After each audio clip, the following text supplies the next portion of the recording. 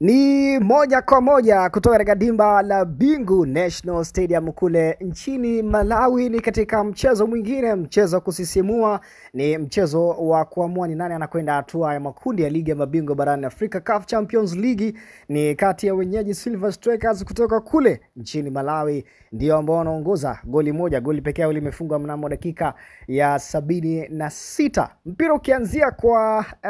Ernest Petro akasema sio tabu licha mlinda mlango Djigui Diarra kutokea, lakini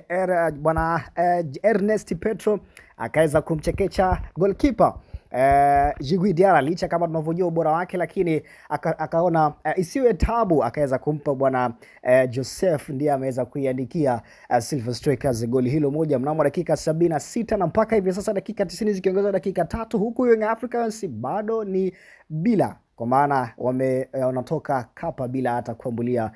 goli moja katika mchezo huu ambao unachezeka katika dimba la Bingu National Stadium kule nchini Malawi. Na dakika 45 za kipindi cha kwanza tunasema kwamba Young Africans walikuja kivingine, watu wakaamini kwamba lolote likatokea, lakini baada ya hapo dakika 45 zingine za kipindi cha pili ziliendelea kwa wale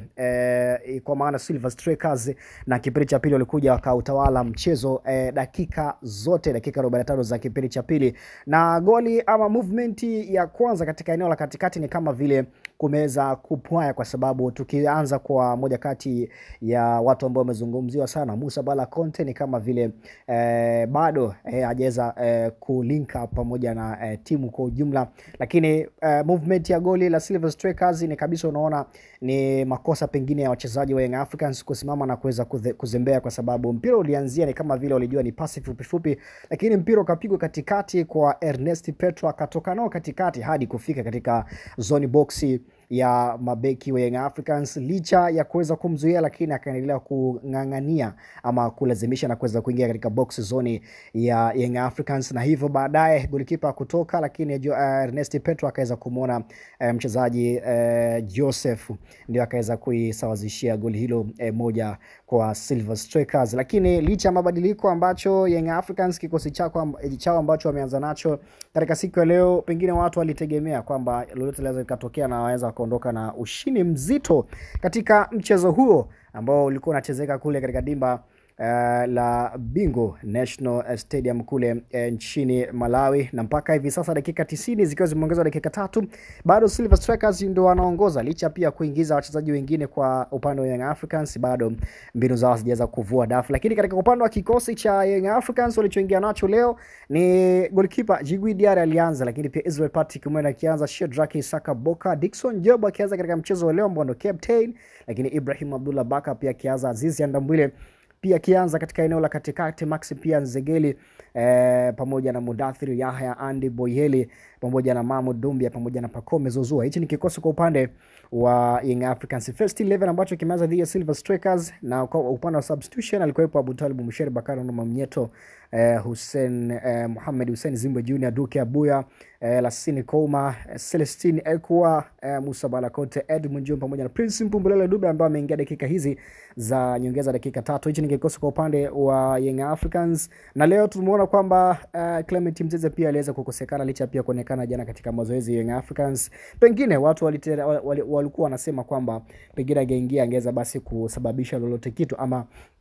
angekuwa katika moja ya mchango wa kupata matokeo katika mchezo huu ambao unachezeka kule katika uwanja wa Bingu National Stadium kule nchini Malawi. Lakini mpaka hivi sasa ni Silver Strikers wameamua kuwa kama Mbeya City, kwa sababu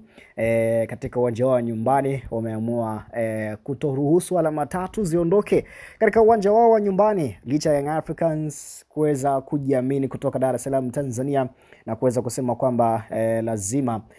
ushindi waondoke nao na wasonge katika hatua inayofuata ya michuano hiyo ya ligi ya mabingwa barani Afrika, licha pia kumtambulisha kocha mwingine msaidizi Patrick Mabedi licha pia Young Africans afisa habari wake Ahmed, kwa maana ya Ali Shabani Kamwe, kumpamba akisema yeye ni platinum kocha, lakini tunaona mpaka hivi sasa ni bado mbinu zao hajaweza kuvua dafu, na mpaka hivi sasa ni dakika hizo zinayoyoma tu, dakika katika zile dakika 3 zimebakia ile dakika moja. Muda wote kuanzia sasa mchezo huu utaweza kumalizika. Ni mchezo kati ya Silver Strikers dhidi ya Young Africans, mchezo na tunasema kwamba watu wengi wameweza kutoa yao ya moyoni, lakini yote kwa yote mpaka hivi sasa ni Silver Strikers ndiye pekee ameweza kuamua, amefanikiwa kuondoka na alama 3 muhimu katika uwanja wake wa nyumbani katika uwanja wa Bingu National Stadium kule nchini Malawi, kwa kuondoka na ushindi wa goli 1-0 mbele ya Yanga Sports Club. Hii ni Niako TV, usiache kusubscribe wa channel, tufollow kule katika mitandao rasmi Instagram pamoja na TikTok kwa jina moja la Niako TV. Mimi naitwa